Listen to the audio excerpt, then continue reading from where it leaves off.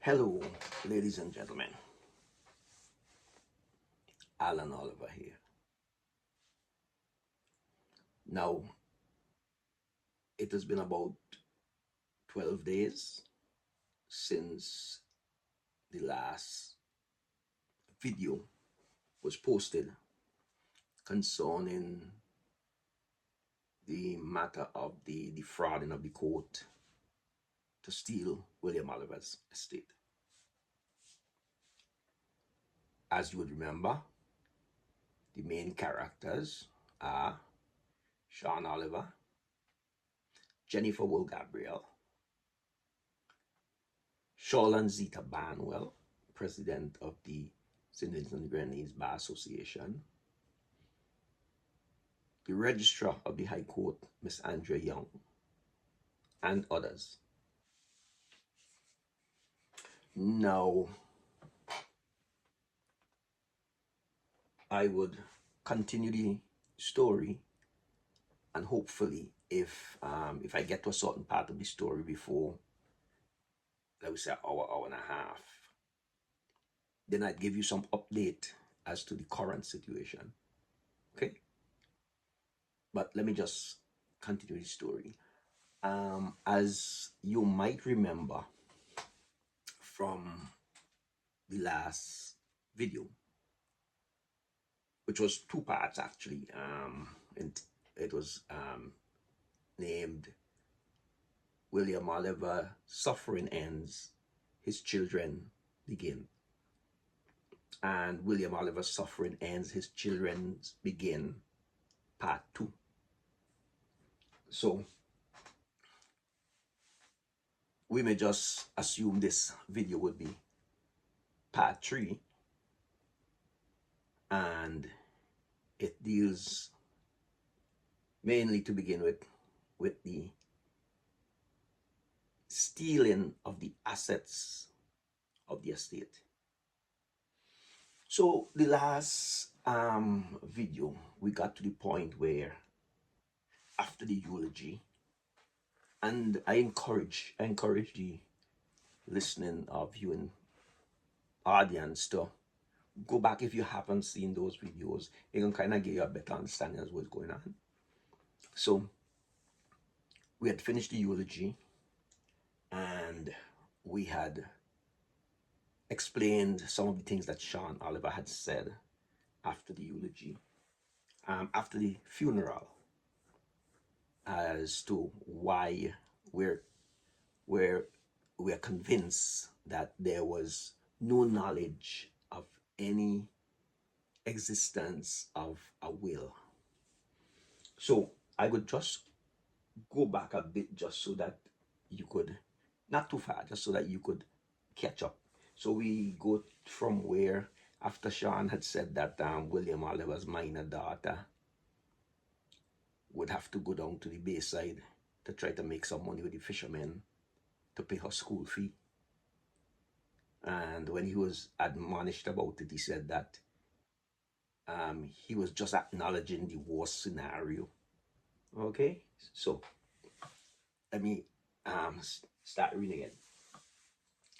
A discord amongst the family grew as a result of Sean's many degrading comments, and it spilled over onto Facebook, with Sean making other very disparaging remarks about the Oliver family.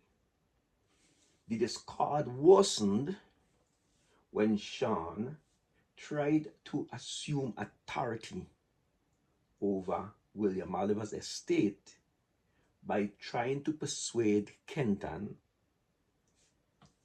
and the other fishermen to work for him. And that's where we ended the reading of the story last time. So I'll go on.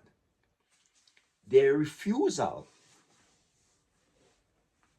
resulted in Sean making promise to make Kenton's life difficult. As from what I was told, Kenton told me, he literally told him that you wouldn't have any peace your life will be in misery. And 3 years later, or almost 4 years later, we have seen that is what has actually been done to Kenton. They have tried to make his life misery. Okay. And it is alleged that his cousin, which is Sean's cousin, the hotel investor Rafiq Domba, revealed that he was carrying a firearm. Now, when I spoke to Sean's mother, my uncle's estranged wife, Adela, I spoke to her. I think it was like the 22nd of March, I think. Because all this that I'm reading is what happened after the funeral, like in November, somewhere around there, right?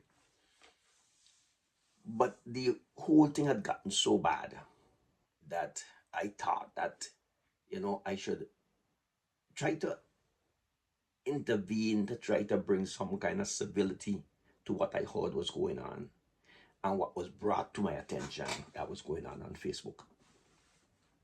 So I called her, and she did clarify for me this issue where there was this whole controversy between Sean and Rafiq and Kenton and the other fishermen and so on. She did also tell me that the day when they had that major controversy, another family member actually said that if Sean wasn't his cousin, what he would have done to Sean.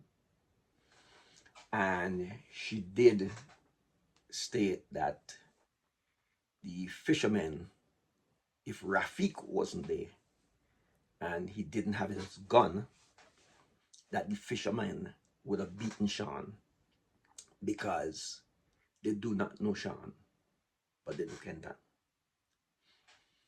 She did also go on to tell me that if anybody does anything to Sean and she goes down there to St. Vincent, that she would deal with them because she know where to get guns in St. Vincent. So we have a situation in St. Vincent. There's a lot of gun violence and so on.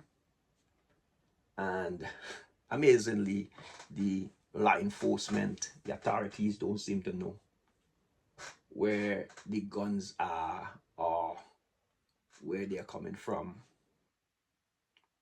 But this lady, Miss Adela Oliver, stays in the US, and she could have shown me that if she goes down there, she know where to get guns. So I'll go on. Now, shortly after, Sean Oliver and his two accomplices, Rafiq Domba and someone called Sparrow, they went to the Killico Fish Market, and I think that's when they had the whole controversy with the fishermen, and they stole the two walking fishing boats with engines attached belonging to William Oliver's estate. And those fishing boats were in Kenton custody. If you could remember from what happened when William Oliver was on his dying bed, he had instructed Kenton, his son, to keep the boats fishing, keep the fishermen employed, and look after his siblings.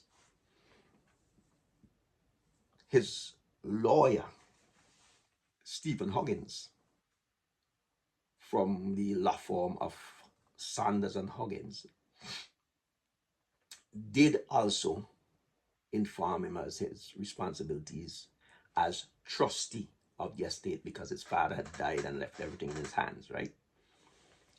And he did inform him like what he was supposed to do. He should get a book and keep a record of how much money the boats make. Actually, in a later telephone conversation with Sean's mom, Adela, she also basically told me the same thing. That she had spoken to Sean and explained to Sean what should be done. But I'll get into my whole conversation with her later. But she had told him what should be done. And it's basically the same thing as what the lawyer, Mr. Stephen Huggins, might have said to Kenton, which is get a book, make note of what monies the boat is bringing in, make sure that the the usual thing is if you're into fishing and you operate on a boat, you take out your money for your bait, you put aside some money, you divide the money, one portion for the engine, one portion for the boat, and you make sure the fishermen get paid and so on. And whatever is left, you make sure you put aside some money. And I think he tell me that his lawyer did advise him that at a certain period, like after a certain amount of weeks or months, whatever, to give a portion of the money to the other minor children to take care of the children. Now, I've been trying to find if there's anything in the law, in the civil procedure rules for the Eastern Caribbean Supreme Court concerning the estate's responsibility of taking care of minor children when the provider dies, as to what responsibility the estate has to take care of those. Because in everything in law they always say everything must work in the best interest of the children, right? And I can't seem to find anything. In some jurisdictions, there are regulations where that has to be done. And even in cases where there is a disabled individual who the deceased was responsible for taking care of, and I believe it could extend it to like if you were taking care of a elderly parent and all that kind of thing. I believe, I'm not a lawyer, so I'm just based on common sense, okay, right? Because when somebody dies, that person no longer exists, but the estate is considered to be like an individual by itself, an entity by itself, and it has responsibilities. For instance, it has to pay the debts of the deceased, whatever liabilities they had financially and so on has to be paid. So it's basically an extension of the deceased. And if the deceased had responsibilities to mind the children, I do believe that the estate should be responsible. A matter of fact, I asked the question on one of Jomo Thomas Voices program. He had on the president of the Caribbean Court of Justice, Mr. Adrian Sanders. Actually, Mr. Adrian Sanders is one of the founding individuals with the law firm of Sanders and Huggins. Actually, it used to be Sanders, Glasgow, and Huggins, I think. And then Mr. Carl Glasgow, I think he's deceased, I think. But Mr. Carl Glasgow, I could be wrong. But Mr. Carl Glasgow did leave the firm and got involved in politics, and he was Attorney General, I think, and so then it was just left with Sanders and Huggins. But Mr. Sanders was on Jomo Thomas's Voices program, and I did ask the question. I did ask Jomo Thomas to ask Mr. Sanders if there is any responsibility that an estate has to taking care of the well-being of minor children. And as usual, for the many months that I tried to engage Jomo Thomas in this whole issue, it was ignored. The question was ignored. So, with Sean, his cousin Rafiq Dunbar, and this individual by the name of Sparrow, just another case of where you know people, but you don't know the real name. I've been trying to get somebody to tell me his real name, and up to now, no response as to what his real name is, but he is identified as Sparrow. Right? And I've spoken about this kind of thing before, where we know people for years and we never know the real name. I don't know who this Sparrow person is anyway. So, but Rafiq Dunbar. Who's Rafiq Dunbar? Rafiq Dunbar is the hotelier, the hotel investor.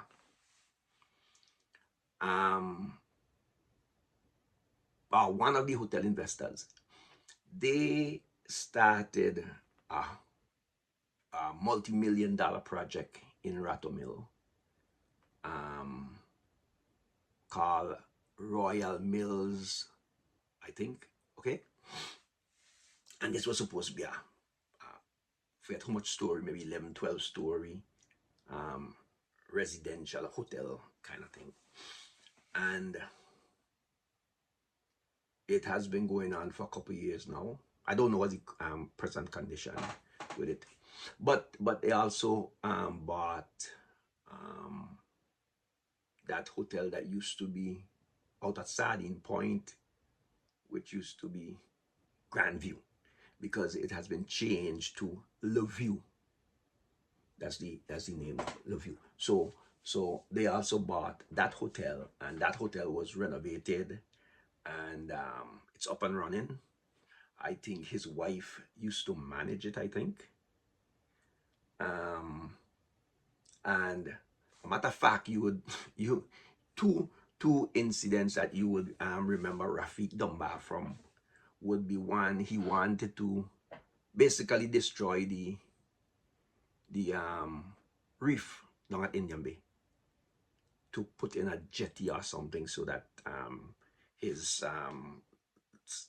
entertainment bar, whatever it is, that is close down to the sea, that boats could pull up right there and so on. And that became a big issue. Myself, along with a fair amount of Vincentians, signed the petition to stop it, to stop him from destroying the home of the marine life,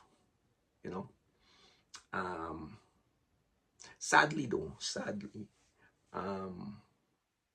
we tend to have more appreciation for protecting the well-being of the marine life and the wildlife and all that kind of thing than for protecting the well-being of, for instance, like these children. The father died. The source of income was what they got from their father. What their mother made, she sold a few snacks and plastic bags on the beach, not on the beach, on the Calico Bay side, when the fishing boat came in, or when they had like a football or some other activity down there. She sold stuff as a vendor, but they relied heavily on what my uncle provided for them. As she said, even beside what he provided for them weekly, she would go to the shop, the local shops around there, and she would take stuff, and he would just go and pay for them. So he took care of his children, and now he's gone, and the boats, which are supposed to bring in monies so that they could be taken care of, was stolen by Sean, Rafik Dunbar, and this person Sparrow. As a matter of fact, I understand that when Sparrow was confronted as to why he went and removed the boats, because Rafik didn't go and move them himself and Sean didn't go and move them himself. I understand that Sean might have released the boat from the wharf and give it to him. But I understand that he said, well, he just get a piece of work from Rafik, so he do it. Actually, I was told that about 2 weeks before William Oliver went into the hospital, or before he died, he had a confrontation with this said individual, Sparrow. So I could see Sparrow taking pleasure in following the instructions of Rafik Dunbar and Sean Oliver by depriving Kenton of the benefits or use of his father's assets to his estate. You know, in St. Vincent, like a lot of other places, people do things, they know what they're doing is wrong. But it is justified by saying, well, oh, this person, you know, told me to do it. You know, we see it in every aspect. We see it even in the law enforcement, where police officers know that what they're doing is wrong, but they follow instructions of senior officers, even though they have learned that they're the first judge, and they could determine if what I'm being instructed to do is wrong and the consequences of that. But generally, everybody does what somebody else tells them to do. It's as if nobody thinks for themselves or takes responsibility for their own actions. They do it and then they say, oh, well, such and such instructed me to do it. You would also remember Rafik Dunbar, who Rafik is, from the protests down on the beach, down on the leeward side, where they wanted to put a wharf or a jetty down there also. And the people came out and protested against it. And that also was stopped. Unfortunately, it has been almost 4 years since Rafik Dunbar went with Sean Oliver, and they removed William Oliver 2 boats from the Kealakwa Bayside. One was tied out on a buoy in the water, I understand. The other one was tied on the wharf because I understand Kenton had just come from work and he went home and he got a call that, hey, they're moving the boats. And he was advised not to go down to Kealakwa because, as I said, you know, Sean's mom did tell me that if Rafik didn't have his gun, that the fishermen might have, you know, beaten Sean. Like I said before, most of the fishermen in Kealakwa, most of the people in Kealakwa would tell you that they did not know Sean. Like I said, the only children they knew for Piper, for William Oliver, is Kenton and the other minor children. So let me go back to reading Okay, I just want you to be familiar with the characters who are involved in this. Okay, and many of them would be names you are familiar with, but you may be familiar with them for being associated with other things rather than with what I'm speaking about. Okay, so um, now remember, the boats were in Kenton's custody, so they stole the boats, which means they took them from the trustee. Okay, and for me, that is paramount to theft, nothing else. Okay, this matter was reported to the Kialakwa police station. Now I understand that um, it was not reported to the police station the same time as soon as it happened, because I guess they had just had a funeral. My uncle was just buried, so it was a way of a thing of trying to come to some kind of agreement, some kind of, you know, some kind of settlement as to how we're going to deal with this matter, right? I understand that Sean even says that Sean even said that he would consider whether he would give back the votes or not. This is the kind of mentality that this guy, after 32 years, shows up and feels that he has the authority to do whatever he feels. And this confidence could only have come from the fact that he had the support of Rafik Dunbar. And Rafik Dunbar has the support of other people. I understand that Rafik, some of them that he once declared his association with those within the administration, you know.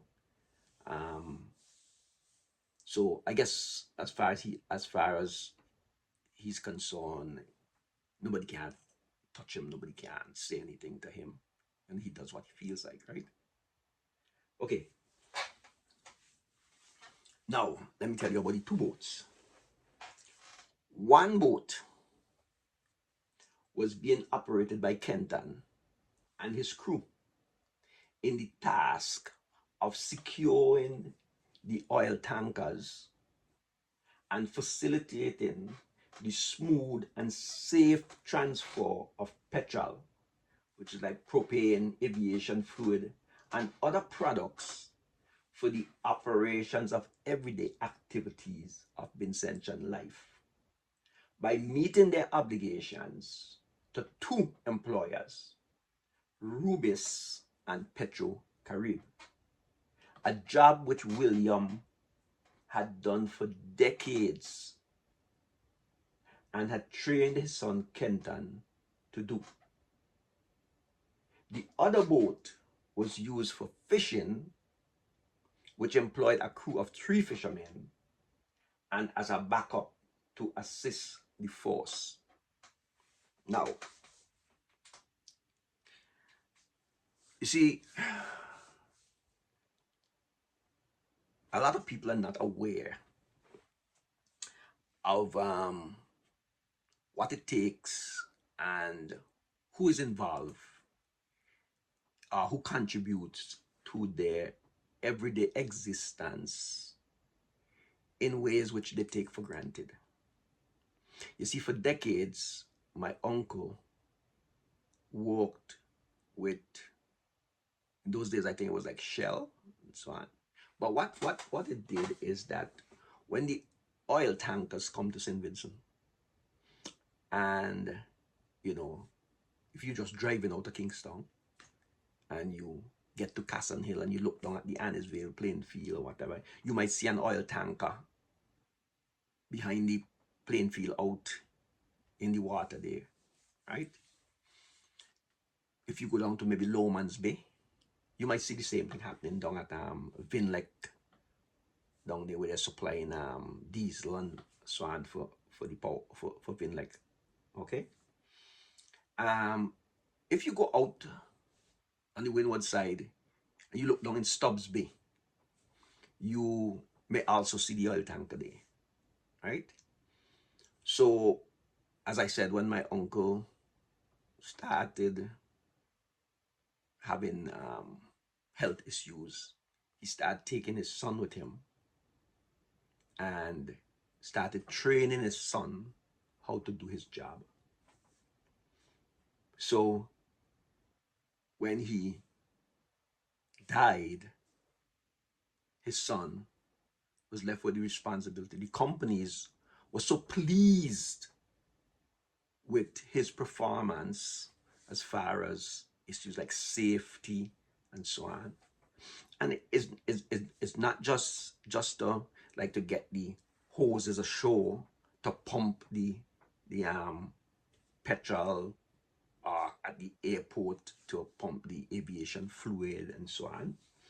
They also assisted the crew on the ships by, taking them if they need to buy parts or tools, or they assist them by getting supplies like buying vegetables, take them to the supermarket and so on. They really provide a significant service, not just to the oil company, but the benefits to the nation.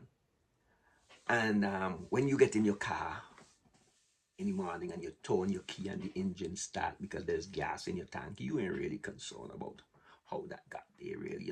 A matter of fact, your main thing is you work for your money and you put it there. Or you're driving in the van, the van on the speed, up and down the place. They're burning gas like, well, nobody is really considering who was out there working those tankers to get the gas there. Or you switch your light switch, or you put your phone to charge and there is power from Vinlec because there was diesel in the system to provide power. All these kind of things we take for granted. But out there, you have Kenton and his crew. They're working. And they work long hours. When you see those tankers, they work long hours. And because of this whole thing, Kenton had gotten threats from Sean. I appeal to those who are on the sea from time to time, because these guys work, sometimes they work 24 hours, right? And look out for them. They're doing a national service. They may not be recognized as, being that significant, but they provide a significant service. But here they were, where the two boats that my uncle had left to do this service to you. I say indirectly, but to you, the ordinary citizen, was stolen. And was stolen by people like Rafik Dunbar, who didn't need those two boats. These guys are building multi-million-dollar hotels. And the two fishing boats to provide a means of sustenance for poor little children, they stole them. And like I said before, we may all get riled up because they try to destroy the reef, and we have a right to be. Or they try to put a jetty down at the wharf, down at the beach on the leeward side, and we have a right to be. But very few people seem to have any concern that the means of survival for these children was taken. They lost their father. They didn't even have the opportunity in the funeral to say a word about their father, to read a scripture verse. And now they've lost the assets which the father left to provide a means of sustenance for his children. Okay, so I'll go on.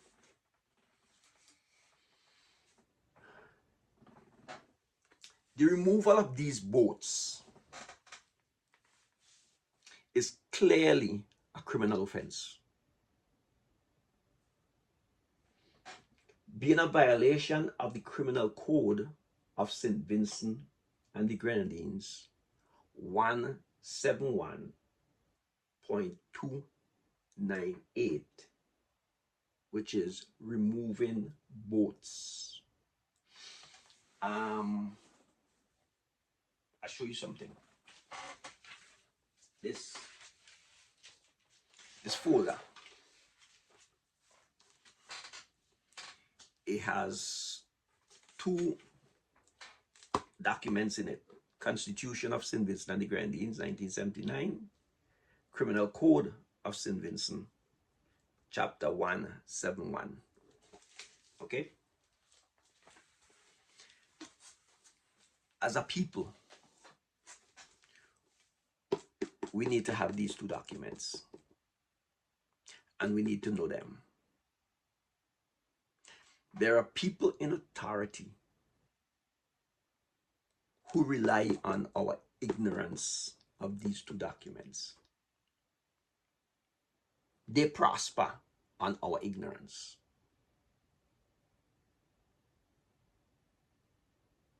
You know, Jomo Thomas once said that the cost of the collection, which is the laws of St. Vincent and the Grenadines, and I think he said it was something like 22 or 25 volumes, whatever, okay?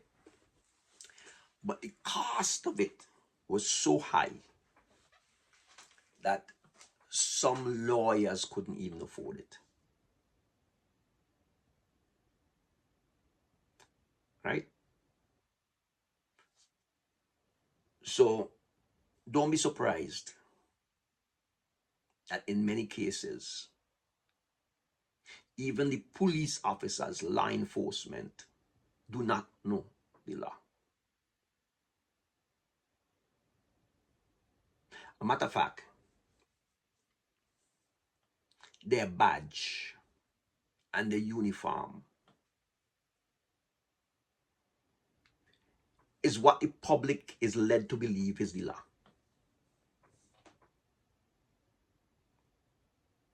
So once they show up with the badge and the uniform, anything they say to you, you have to accept it as law.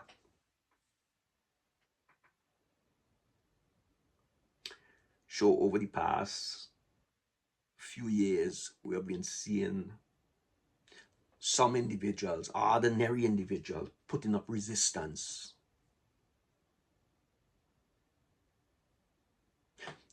We all don't agree with the way and the things that sometimes are said, but the fact that some people are willing to put up resistance where there are violations of the law by those in authority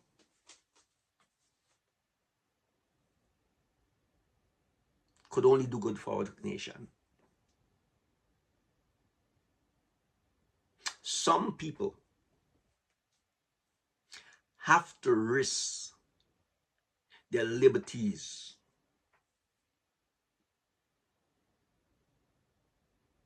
so that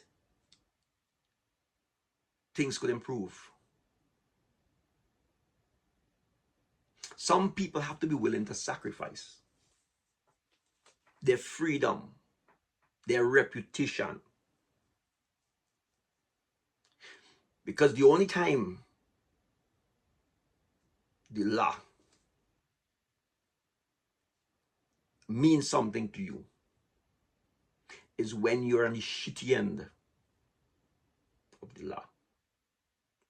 And you may feel that everybody else should just shut up and just follow instructions.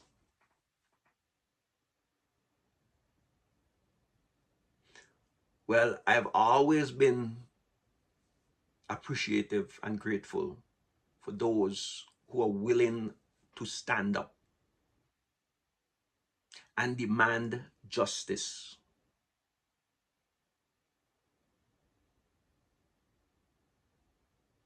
We have seen too much of where those in authority show total disrespect to the Constitution and to the laws of St. Vincent and the Grenadines, whether it's the civil code or the criminal code. When the ordinary man does that, we could say, yes, it's out of ignorance. But when those in authority who are supposed to know the law fail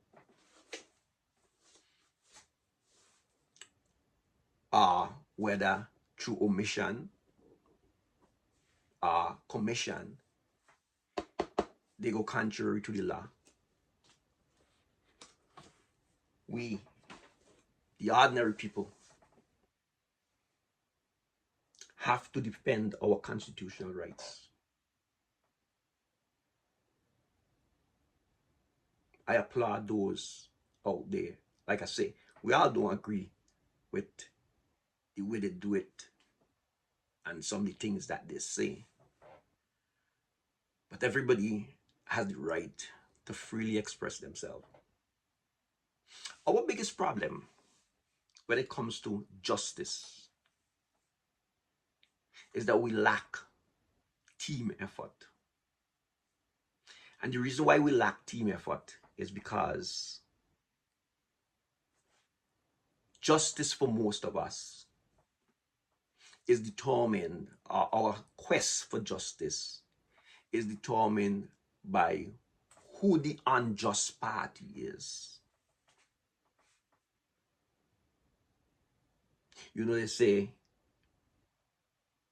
injustice to one is an injustice to all. You do not know Kenton. You may not know Kenton. You may not know William Oliver, the minor children.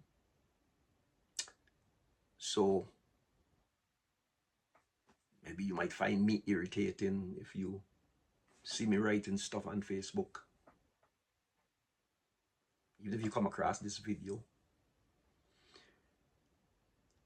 But what has happened to these children could happen to you.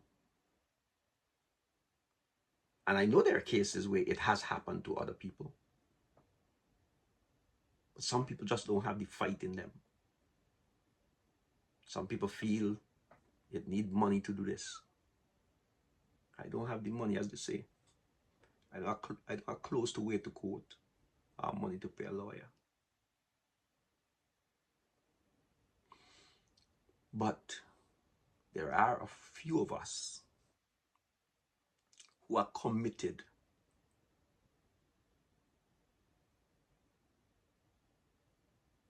not only to see that justice is done, but to see that justice is manifestly and undoubtedly done.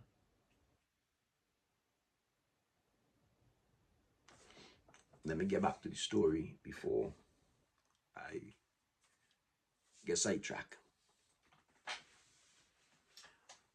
Okay. So the removal of these boats is clearly a violation of the criminal code. And I will tell you what this criminal code says. Criminal code, it is 171.298. Removing boats. Any person who takes any vessel from or out of any mooring, wharf, boathouse, boat, beach, landing stage, or other place for the purpose of using the same without the consent of the owner or other person having charge thereof, and without any reasonable claim of right are titled thereto is guilty of an offense and liable to imprisonment for 1 year.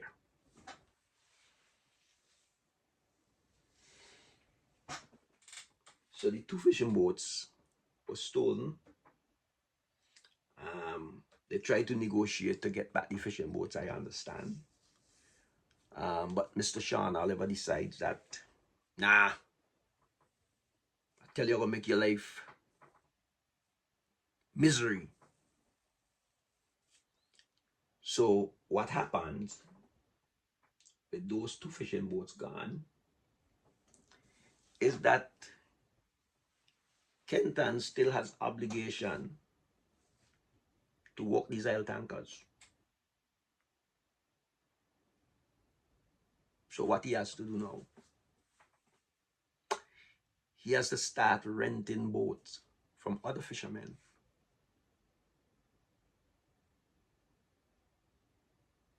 So that he could do his job. What happens when a fisherman says, sure, you could get my boat tomorrow, but then tomorrow you show up and the boat ain't there because the guys decide to go fishing instead. So here is where the hardship comes now. And here is where his job is in jeopardy. Because I would tell you, the authorities who deal with the tankers, well, Rubis, Petrocaribe, whatever, they would tell you, it is not a job that you could just go and say, oh, this guy can't think, so let me just get somebody else to come in here today.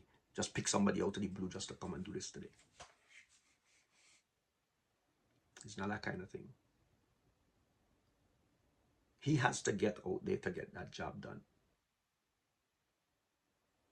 Okay?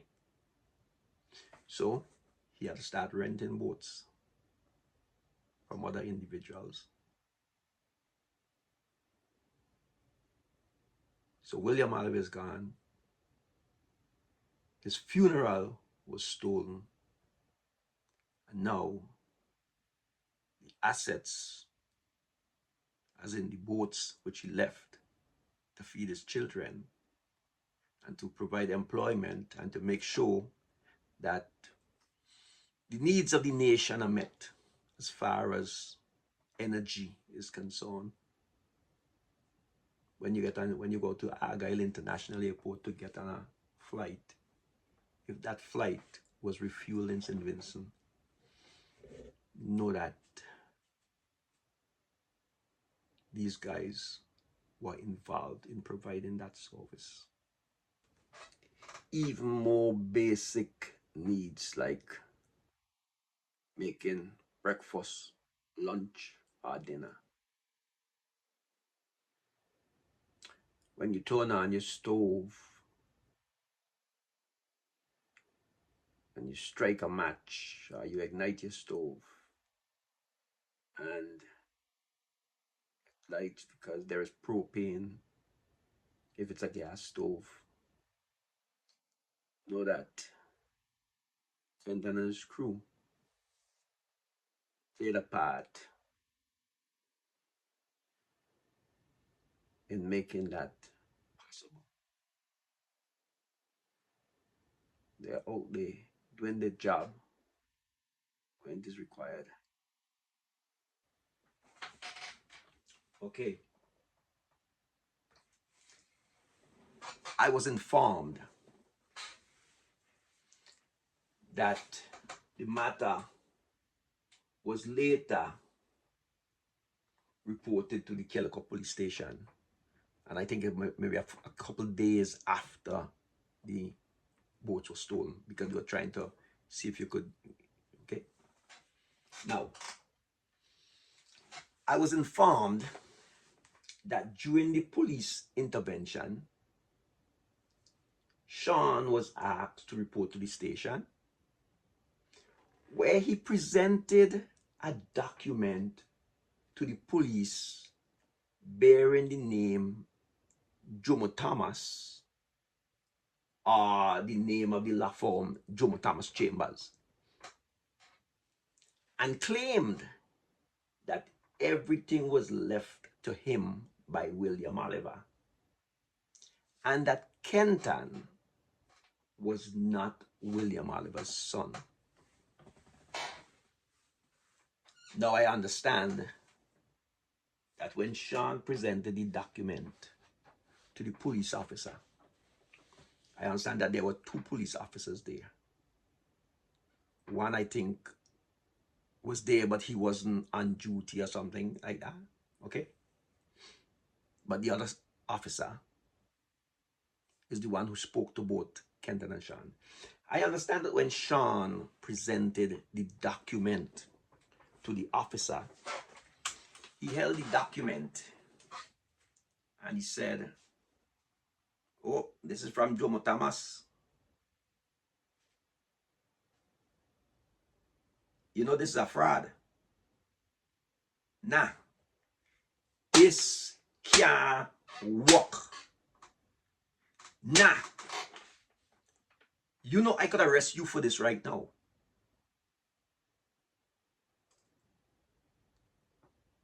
The man left 5 fishing boats, complete with engine.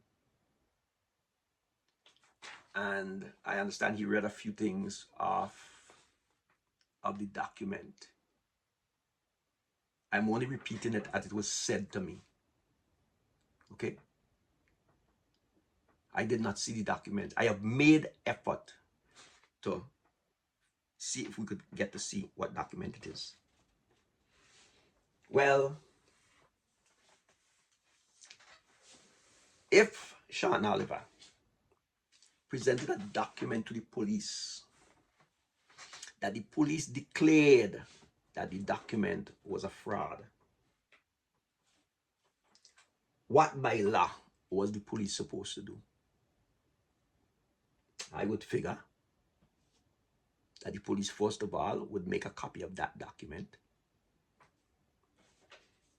The police would question Sean Oliver about that document.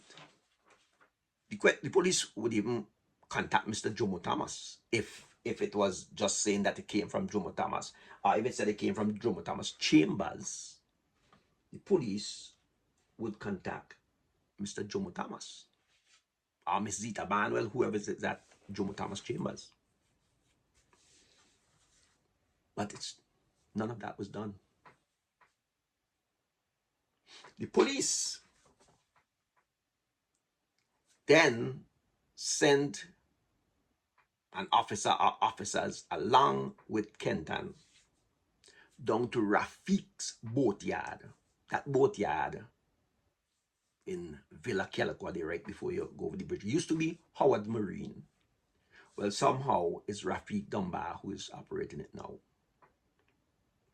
And that's where they took the 2 boats when they stole them. So they went down there and they decided they're not handing over the boat. Sean say they're not handing over the boats. What could the police do? What could the police do when Rafiq Dunbar says no? Or Sean says no, and he got the backing of Rafiq Dunbar. What could the police do? I understand that the police officer instructed Kenton to do what he has to do immediately to make sure and get his father's name on his birth certificate. Because Sean explained to the police, Kenton is not William Oliver's son. William Oliver's name is not on his birth certificate.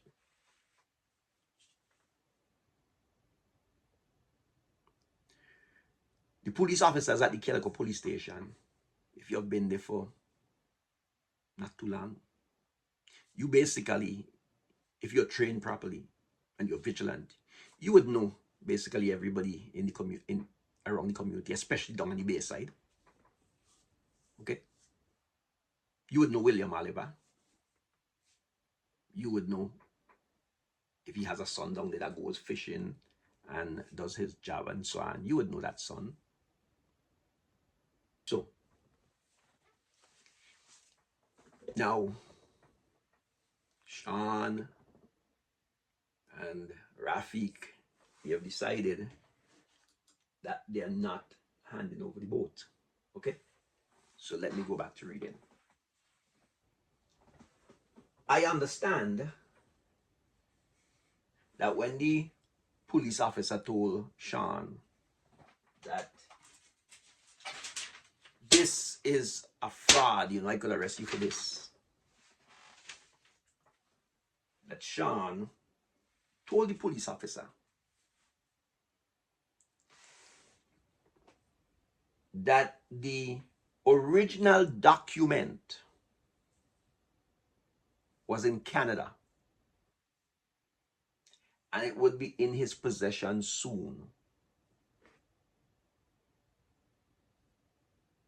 Now, if this document that Sean showed the police, whether it was from Jomo Thomas or Jomo Thomas Chambers, I didn't see the document, but that's what I was told that time. If that was a fraudulent document, if the man, police officer, could declare, and he had to have some knowledge when he looked at this document, and he could have declared that it was a fraud, then it is clearly a violation of the Criminal Code of St. Vincent and the Grenadines, 171.242, 171.243, 171.244, or 171.245, which is forgery, copying a false instrument, using a false instrument, and using a copy of a false instrument. So it had to fall some in one of those categories. Okay? Now, as I said before, officers from the station were sent to locate the fishing boat. But Sean refused to return the stolen boats to Kenton's custody. And the police proclaimed that the matter was a family dispute. Therefore, no action was taken against Sean.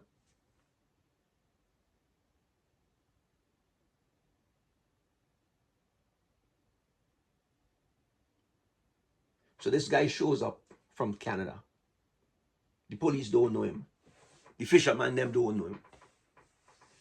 But he and Rafik Dumba and the accomplice Sparrow, whoever Sparrow is, steals the fishing boats where some of those fishermen used to make a living. And they know those fishing boats belong to William Oliver. They know Kenton is who operates one of these fishing boats to walk the tankers. But this guy comes from Canada and he just goes down there and steals the fishing boats. And the police can't do nothing. What gives him that kind of power? Okay. I'll go on.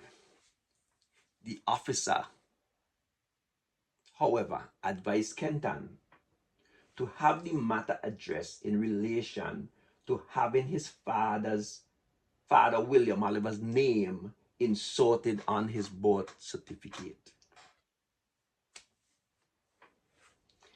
A later request for a copy of a police report on this matter was unsuccessful. When I found out about this thing after an exact what all went down, and I found out about it months after. I found out about it after I found out about the will. I did not know all this was going on until April, and this was happening back in like November, somewhere around there. November, December, this was happening. And I didn't know anything about this. Okay? So the officer advised him to get William Oliver's name inserted on his birth certificate. All right? I sent and asked, could the police give us a copy of the report on this matter when it came to the police? And the police say that they didn't make a report because it was treated as a family matter. But this is what they said. If we send a request to the commissioner of police, then he would instruct them to provide one. Well, I could tell you, I later, as this whole matter got worse, I later wrote to the commissioner of police and made that request. And up to now, we have never gotten a response. Commissioner of Police is no longer the Commissioner of Police, Colin John. He's now a magistrate. We never got a response. Now, I was informed that the law firm of Sanders and Huggins, which was hired to represent Kenton in his paternity claim, was recommended by the husband of the family member who was helping Kenton during the time when his father was sick and after his father died and so on. As you remember, this cousin, Rosemary Oliver Clark, she was the one who went before the deputy registrar and did a declaration for the GECU, for the credit union, so that they could acknowledge that Kenton McInnes is the same Kenton Oliver who is the beneficiary to William Oliver's GECU account. And that declaration was made before the deputy registrar, Mrs. Antonio John. Okay? I found out not too long ago that that would have been the wife of the Commissioner of Police, Mr. Colin John. In a previous video, I did say that that affidavit or that declaration was made before the deputy registrar, Ms. Charlene Douglas. But no, it was made on the 12th of October, 6 days after my uncle's death. It was made on the 12th of October before Miss Antonio John, but that document was sent to the court as part of the paternity claim later and was then notarized by the deputy registrar, Ms. Charlene Douglas, on the 8th of January. So just to clarify there, Ms. Charlene Douglas did notarize that document when it went to the court as an exhibit in the paternity claim. But when it went to credit union to have it notarized to go to the credit union, it was Miss Antonio John who did the signing. I asked for verification of the signature, and this is what came back to me, that, oh, this is the signature of the deputy registrar, Miss Antonio John. You see a lot of signatures and documents, and someday you wonder who this is, because the difference between, well, the thing about a signature is that a signature is not necessarily your name. It is just a mark. It is it represents you, put it that way, right? So your signature could be a butterfly. You know what I mean? It's not necessarily your name. So when somebody sees your signature, it doesn't mean they could tell who this individual is. It's just that if this signature goes before some authority, it could be identified as you and representing you, right? So some of these signatures, you have to get somebody who actually know the person to tell you, well, oh, that's the signature of such and such. So I was told that it is the signature of Miss Antonio John.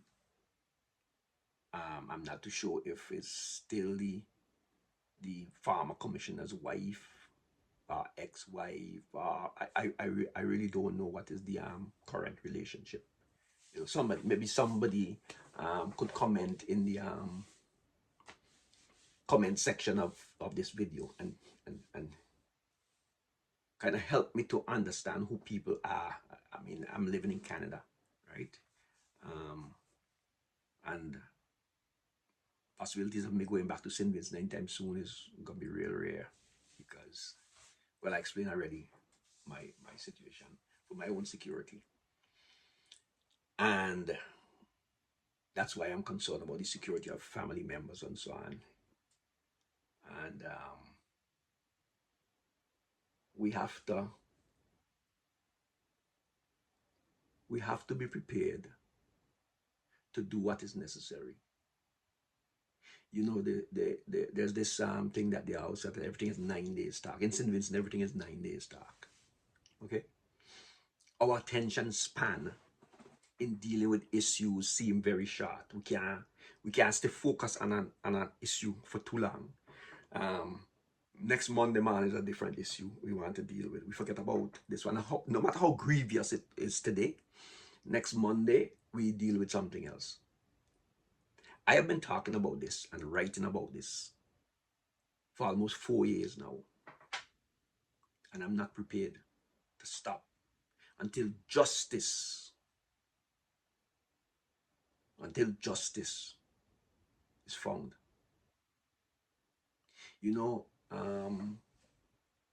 We have a situation. I think maybe I should finish this video at this point and just give you an update and make an appeal to you, right? So just remember, we're gotten to where the boats were stolen. I'll just say this. I'll just add this one thing here, that I think after the boats were stolen, I think it could be after the boats were stolen, but a caveat was filed, right? And the caveat actually said, it was filed on the 17th of November 2020. My uncle died on the 6th of October. On the 31st of October, he was buried. Sometime after the boats were stolen, on the 17th of October, a caveat was filed with the court by Mr. Stephen Huggins of Sanders and Huggins platform. And it basically states, let no grant be sealed in the estate of William Ireton Oliver without notice to Kenton McKinley, also known as Kenton Oliver. Okay? So if anybody was going to make any kind of claim to anything, file for application for letters of administration because William Oliver died without a will, whatever it is they was going to do, then they can't do anything without notifying Kenton. That's basically what a caveat is, right? And I will go into more details of what a caveat, give you the legal definition, okay? But, so a caveat was put in place on the 17th of November. So let me appeal to you now,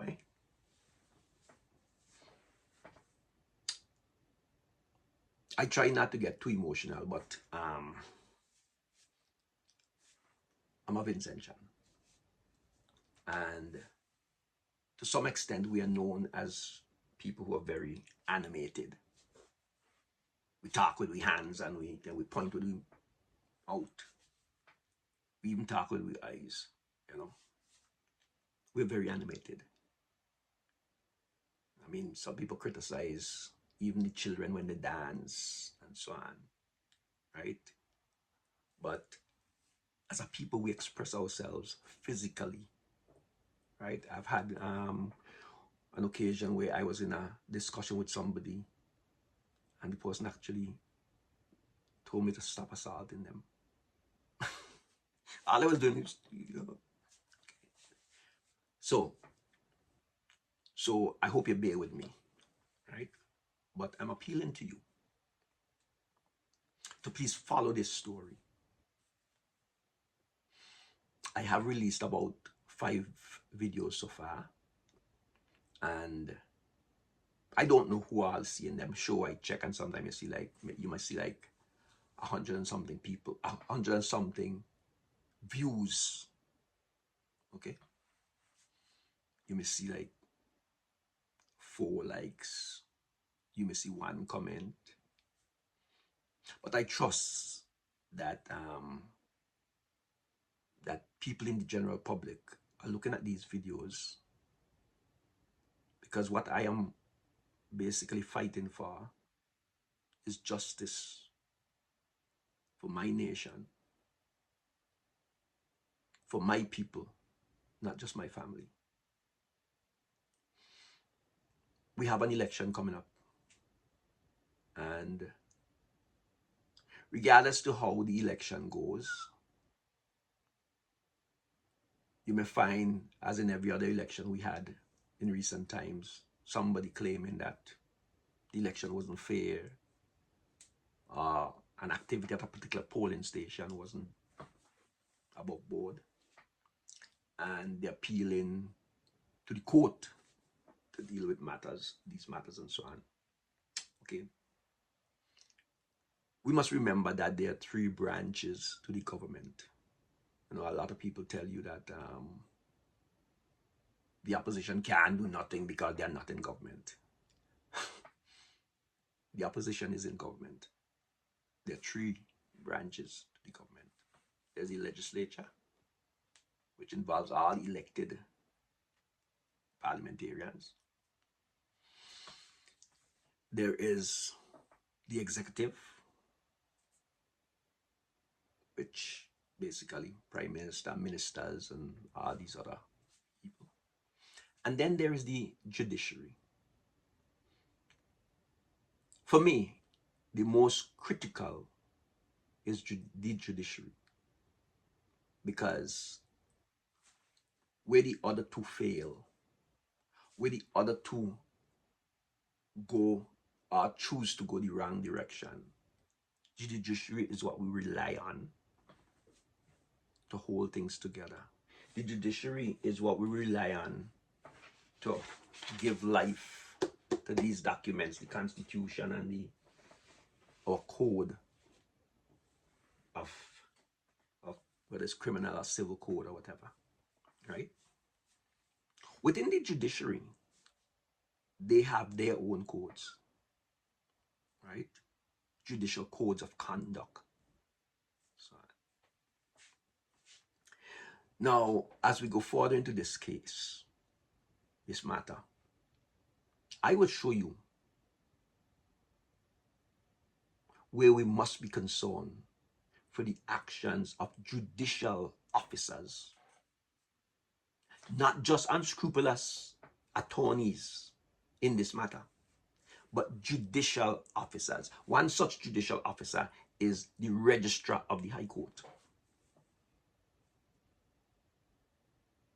And as we go in, we're going to find the others. Okay? Now, if the judiciary is corrupt, we're gone. Who could you turn to? People are accusing the judiciary of being controlled by prime minister. The prime minister is accusing the judiciary. Like a statement like some magistrates, depending on who the attorney is before them, they deal with their client different.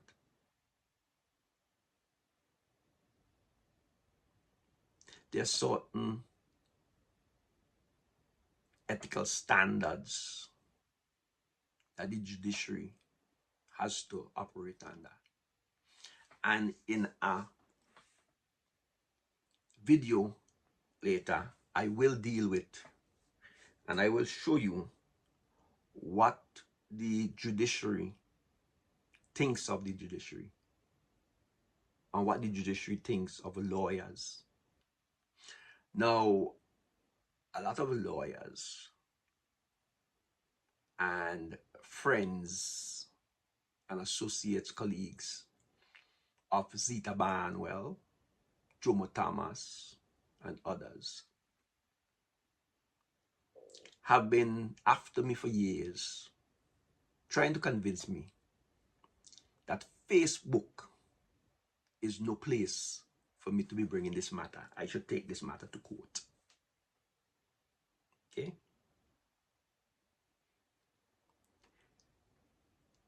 You see, social media is a part of our existence that you can't wish it away.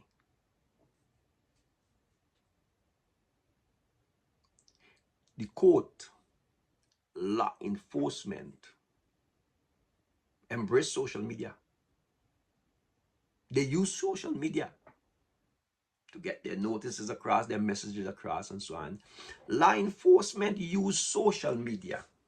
Up to today, I look in the newspaper, and there are two cases where two people, or it might be mostly one case, but where two people are charged for cybercrime.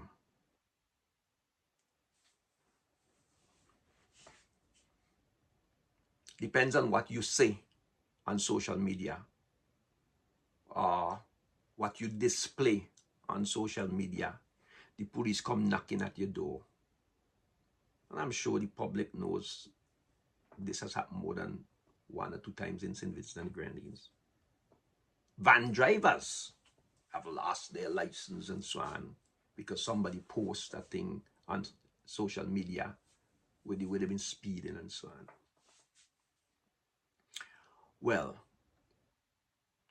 I will, in another video, I will let you hear for yourself what the judiciary thinks and how they feel about social media. Okay? But I don't want to make this video too long. So I will now just express my request that you please follow this case. When this case goes to court, you will not hear in court what I am telling you. You see, that's one of the reasons why these lawyers and friends of Zita Barnwell, of Jomo Thomas and so on, would encourage me, oh, carry to court, keep it off of social media, carry to court.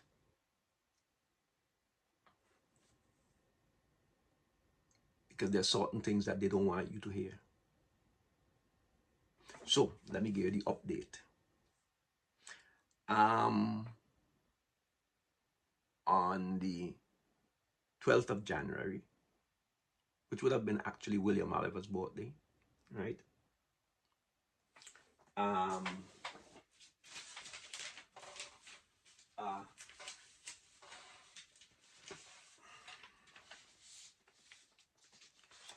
on 12th of January,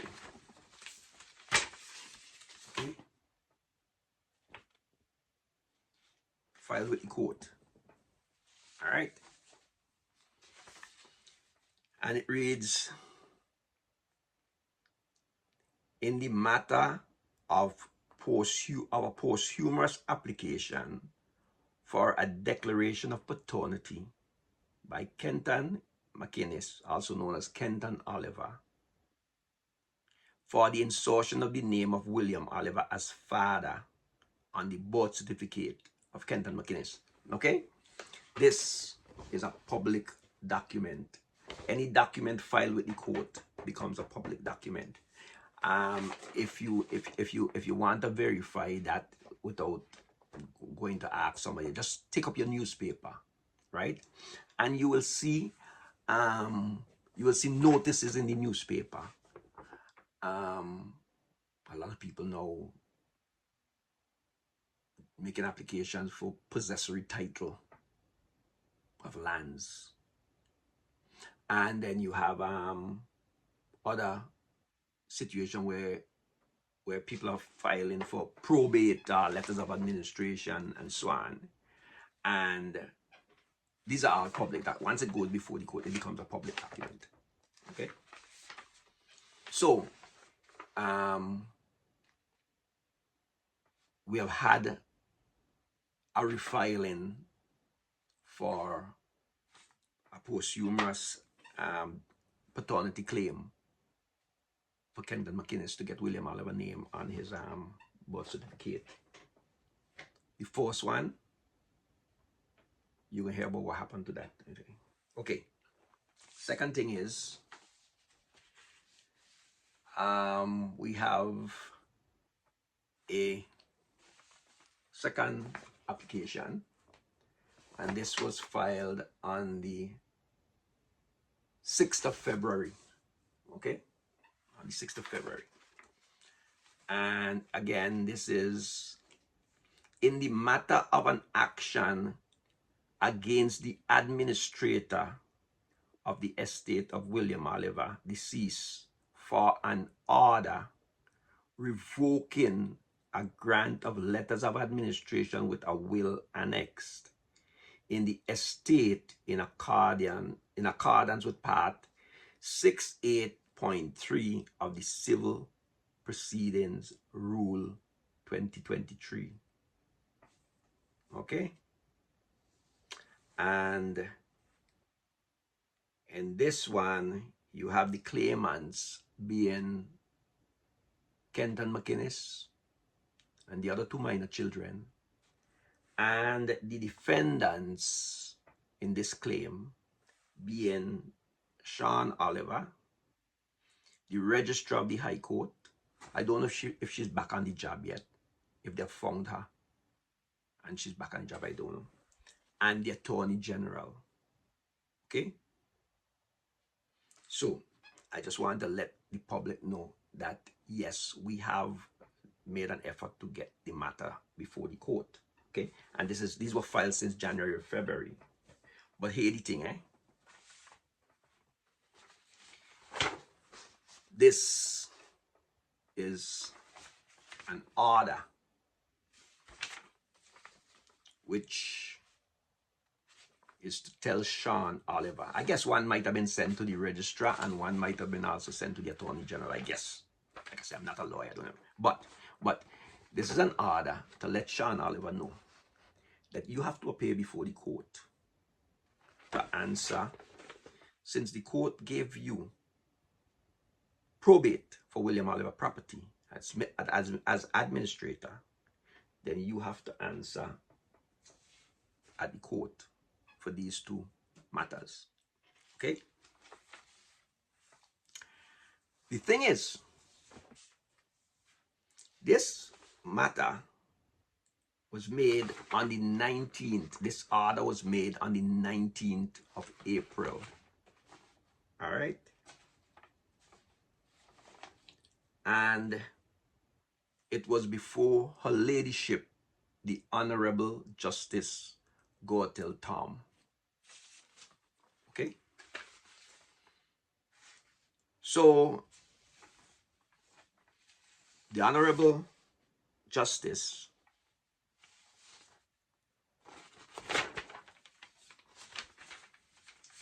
approved of this order that Sean Oliver should have to answer to the court in these two matters, okay? Representing the estate and an answer with the matter of the, let me just put it this way, it's not the way that this documents it, but with the whole fraud, with the fraudulent will and so on. That's just my words, right? It's just me expressing my opinion, okay? So once the esteemed Honorable Justice approved of this order, it then had to go to the Registrar of the High Court to sign it, okay? And that was the difficult part. Getting the Registrar of the High Court to sign this document. In my opinion, that would be like getting her to sign her own warrant. Like I said, she has played a significant, if not one of the most significant parts in this fraud. So now you're going to ask her to sign this order against something that she did.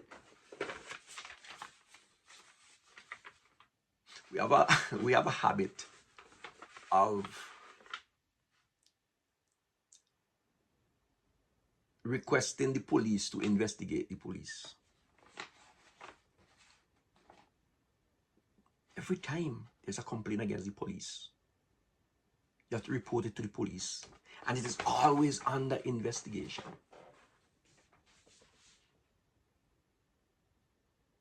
Our justice system needs reforming. So the registrar would not sign this document.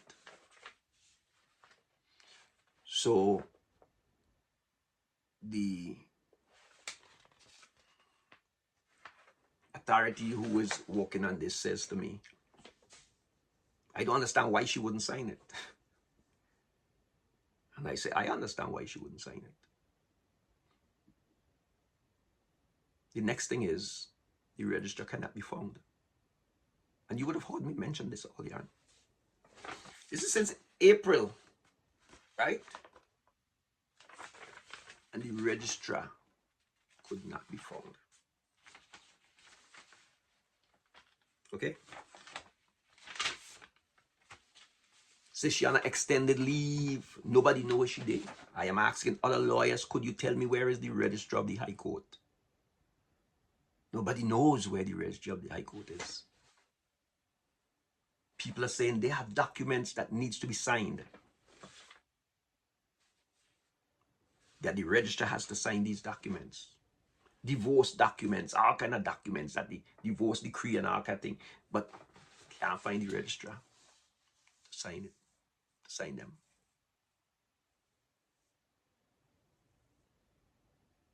So, I guess it's on the 14th of June, the deputy registrar, Miss Charlene Douglas, okay,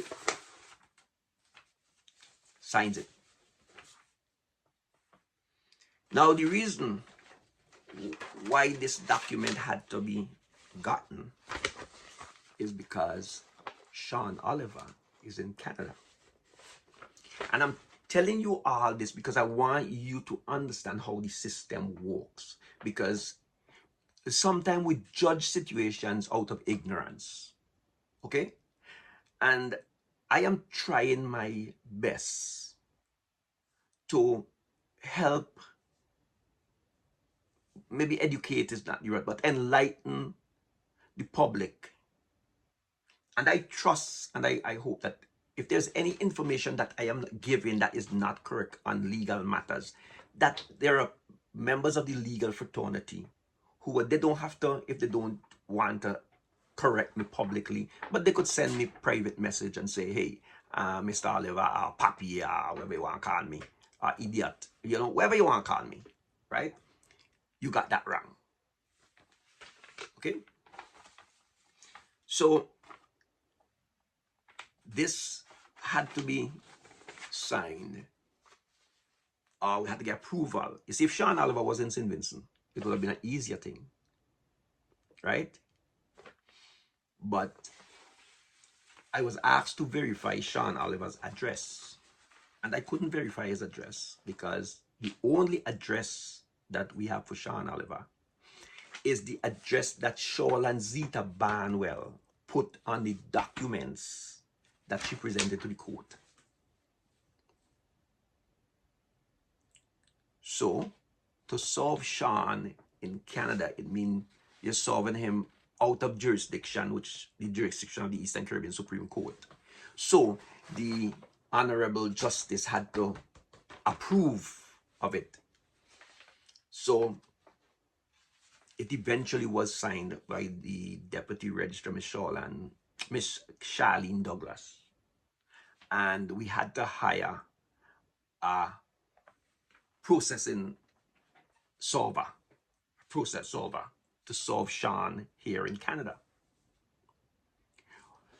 But when they go to solve Sean, they realize that the address that Miss Shoreland Zita Barnwell put on the documents which is sent to the court for Sean Oliver is an incomplete address. Anybody who lives in North America knows that if you live in an apartment building, it has a suite number or an apartment number or a unit number, right? But the address that they gave to the court was just the address for the building. And when the process solvers got there, it's a secure building. So there is no registry to say Sean Oliver and Jennifer Will Gabriel is apartment 325 or nothing. Okay? So they could not solve Sean Oliver because the document says that he must be solved at this address. Okay? So what is the option? Sean and his mother come back on Facebook and they're giving me all kind of thing. When I release the videos, oh man, they're coming back with a set of nasty things and so on. So I said to his mother, listen to me. Because they said, oh, carrot court. They've been saying so for 4 years, telling me to take it to court and what they going to do me in court and all them kind of thing. And they will sue me for everything I got and so on, right? And fortunately, as far as they say, I don't have anything, so. Okay? But we will go into that later. So, we were in a position where we would have to go back to the court and ask the court for permission to solve Sean via the newspaper. That's why you see all these notices that's been in the newspaper and stuff, right? Okay? To see if the court would allow us to solve Sean via the newspaper. If the court allows us to solve Sean via the newspaper, then any of us could post it on our Facebook page and so on. And they're always following my Facebook page in any case. So they would get the message. Okay? But the thing is, if it goes in the newspaper, this is just Alan, the way I think, okay? My opinion. If it goes in the newspaper, then it would give some legitimacy to what I have been saying for the past 4 years, or 3.5 years. So Sean's lawyer, who I personally ain't sure who, because one time they saying Zita is the lawyer, and next time they saying Zita is not the lawyer. You know? Okay? So Zita, Shawl and Zita Banwell was notified of this. Okay? Right? So now, since the next option is to put in newspaper, and clearly these lawyers don't want this thing to go public. Like I say, even the lawyers that we hired do not want this thing to go to, well, this new lawyer we have here now, he seems like, this is a young man who seems like he is committed to following the law. Okay? So, Mr. Sean, I asked his mother, could you give me Sean's address so that he could be solved? All they're saying, take all to court, but then we can't find all to carry out the court. So give me Sean things so he could be solved. And she disappears. And that was the last I heard from her. Anyhow, I was given information that Sean has been solved. His lawyer has acknowledged that he has been solved. And basically, he was told to make arrangement with the process solvers to be solved. So he has been solved. And since then, he has written me and tell me that after he done with this case where myself and the family have sued him, that he can deal with me. Well, Sean been supposed to deal with me from day one, you understand me? At one time, he tell Jomo and Zita publicly, don't worry about it, he could deal with me from this end. So, I usually check to my left and check to my right. Because when people threaten to kill you, you definitely have to live every day as if it's your last.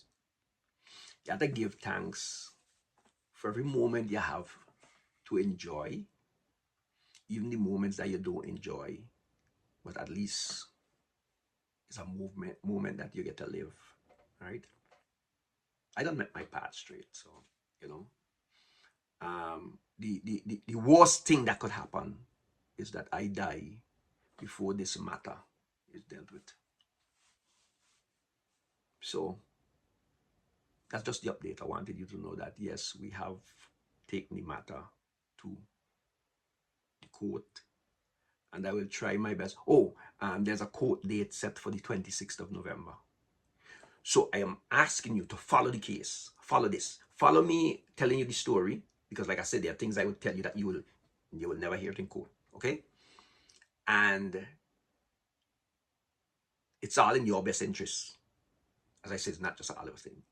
So follow it and follow me, as my grandchildren say, like, share, comment, and don't forget to hit the notification bell, you know. And this video is longer than I planned, so I may have to edit it but it's longer than I planned. But this is how it happens, you know what I mean? I have to speak freely. So thanks again for listening, and those who want to catch up on what this story is about could go back. My YouTube channel is Think Free, Talk Free. So until next time, God bless.